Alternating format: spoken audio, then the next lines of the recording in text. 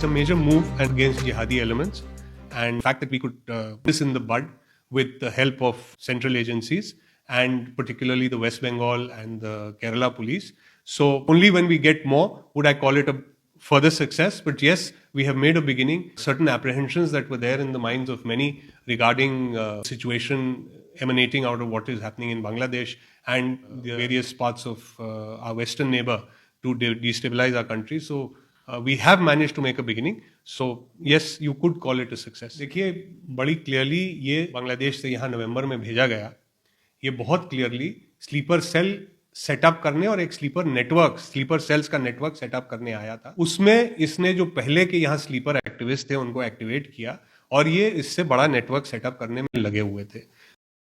तो जो भी इनपुट्स आ रही हैं न्यूज चैनल या नेशनल न्यूज या के माध्यम से भी देखते हैं, जो भी एनालिस्ट्स और स्ट्रेटेजिक एनालिस्ट के माध्यम से हम पढ़ते हैं, सब में एक यही एप्रीहेंशन है कि बांग्लादेश की जो स्थिति है, जो वहां परिस्थितियां हैं, उनके चलते हमारे देश पे इसका असर पड़ेगा. एक प्रमाण है जो हमने पहला मॉड्यूल ऐसा बस्ट करने में हमको सफलता मिली. Now the question is what were these people planning.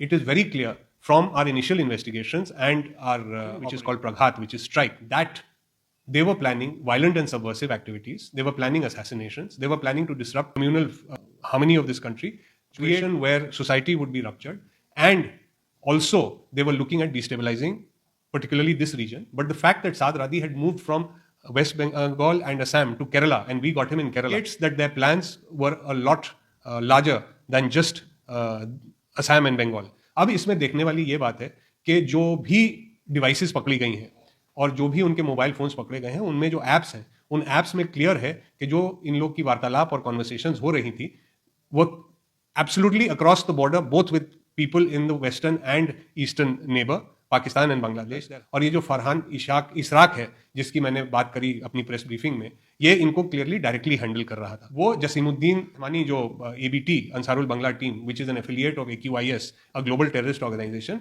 उसका चीफ का एसोसिएट है. तो इस जिस लेवल पे ये इनका काम चल रहा था, बहुत क्लियर है कि ये नवंबर में जो सादी यहाँ आया है, इसको सिर्फ और सिर्फ भारत में घुस के और यहाँ कियोस क्रिएट करने के लिए भेजा गया है. As you have seen, we've already caught 8 people. So that means 8 people is enough of a sleeper cell, or actually maybe 2 sleeper cells.